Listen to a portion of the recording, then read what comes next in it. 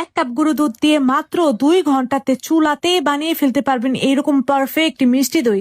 এখন মিষ্টি দই বানাতে আর রাতের পর রাত অপেক্ষা করতে হবে না, জাস্ট 2 ঘন্টাতেই আপনারা কিন্তু এরকম পারফেক্ট মিষ্টি দই বানাতে পারবেন। যেহেতু গুঁড়া দুধ দিয়ে দইটা বানাবো তাই দুধ জাল করে ঘন করার কোনো প্যারাই নাই, জাস্ট ইনস্ট্যান্ট দইটা হয়ে যায়।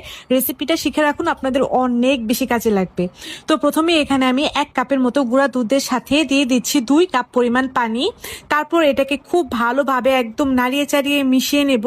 আমি কিন্তু চুলার আঁচটা এখনো অন করিনি। এখন যখন মিশানো কমপ্লিট হয়ে গিয়েছে তখন চুলার আঁচটাকে অন করে দিয়ে এটাকে জাস্ট একটা বলক তুলে নিলাম। তারপর এখানে দিয়ে দিলাম চিনি। চিনিটা আপনাদের ইচ্ছা অনুযায়ী দিবেন। আমি এখানে 1/4 কাপের কম চিনি দিয়েছি, যেহেতু আমি ক্যারামেল করব তার জন্য প্রথমেই কম চিনি দিয়েছি। তারপর এটাকে নেড়ে চেড়ে নামিয়ে নিলাম। এখন ক্যারামেলটা রেডি করে নেব। ক্যারামেলের জন্য আমি একটি হাঁড়িতে 1/4 কাপের মতো চিনি দিয়ে দিলাম। চুলার আঁচটাকে অন করে দিয়ে যখনই দেখবে এরকম সুন্দর একটা কালার চলে এসেছে তখনই এখানে 1 কাপের মতো ওই যে আমরা জাল করে রেখেছিলাম সেই দুধটা দিয়ে দেব। দিয়ে এটাকে নেড়ে চেড়ে ক্যারামেলটা দুধের সাথে খুব ভালোভাবে মিশিয়ে নেওয়ার পর বাকি যে দুধটা ছিল ওইটার সাথেও ক্যারামেলের যে দুধটা আছে ওটাকে খুব ভালোভাবে মিশিয়ে নেব। এটাকে এখন চুলা থেকে নামিয়ে নিয়েছি, কারণ এটাকে আমি হালকা ঠান্ডা করে নেব। মানে অত বেশি ঠান্ডা করবো না, জাস্ট হালকা ঠান্ডা করে নেব। আর এদিক দিয়ে আধা ঘন্টা আগেই আমি 1 কাপের মতো মিষ্টি দই, যেটা আমাদের দই বীজ, সেটা এরকম ছাঁকনিতে রেখে দিয়েছিলাম পানি ছড়ানোর জন্য। আচ্ছা, এখানে আমি 1 কাপের মতো মিষ্টি দই নিচ্ছি। যদি আপনারা টক দই দিয়ে দইটা বসাইতে চান তাহলে কিন্তু 1/2 কাপ টক দই দিয়ে হয়ে যাবে।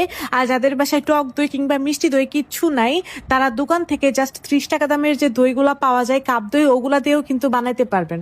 তো দইটাকে আমি খুব সুন্দরভাবে ফেটিয়ে নিয়েছি। ফেটিয়ে নেওয়ার পর যখনই দুধটা একদম কুসুম গরম অবস্থায় আছে, মানে হাত দিলে তাপ সহ্য করতে পারে ওই রকম অবস্থায় যখন দুধটা থাকবে, তখনই দুধটা দইয়ের ভেতর দিয়ে খুব ভালোভাবে হ্যান্ড উইক্স দিয়ে নেড়ে চেড়ে মিশিয়ে নেব।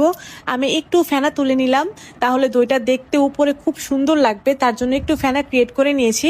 এখন একটা ফয়েল পেপার দিয়ে খুব ভালোভাবে ঢেকে দিলাম। ফয়েল পেপার না থাকলে আপনারা যে কোনো ঢাকনা দিয়ে এটাকে খুব ভালোভাবে ঢেকে দিবেন। আমি একটা সসপ্যান নিয়ে নিয়েছি, সসপ্যানের ভেতরে একটা স্ট্যান্ড দিয়ে দিয়েছি এবং স্ট্যান্ডের উপরে একটা কাপড় দিয়ে দিলাম এবং কাপড়ের মাঝখানে দিয়ে দিয়েছি আমাদের দইয়ের বাটিটা।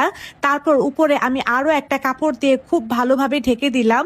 তারপর একদম ঢাকনা দিয়ে ঢেকে দিলাম। আর ঢাকনার যে ছিদ্রটা আছে ওটাকেও আমি একটা টিস্যু দিয়ে খুব ভালোভাবে ঢেকে দিলাম, যেন কোনো প্রকারই বাতাস না বের হতে পারে। প্রথমে চুলার হাই হিটে এটাকে 2 থেকে 3 মিনিট রাখার পর চুলার হিট একদমই লো করে দিবা। যে লো হিট আছে ওই হিটে এটাকে আমি প্রায় 1 ঘন্টার মতো রেখে দেবো। 1 ঘন্টা পরে দেখবো, যদি দেখি যে দইটা জমাট বেঁধে গিয়েছে তাহলে চুলাটা অফ করে দিয়ে এটাকে আরো 2 ঘন্টা ওভাবেই এখানে রেখে দেব। তো আমি টোটাল 2 ঘন্টা পর দেখতেছি যে আমার দইটা কিন্তু একদমই পারফেক্ট ভাবে জমে গিয়েছে।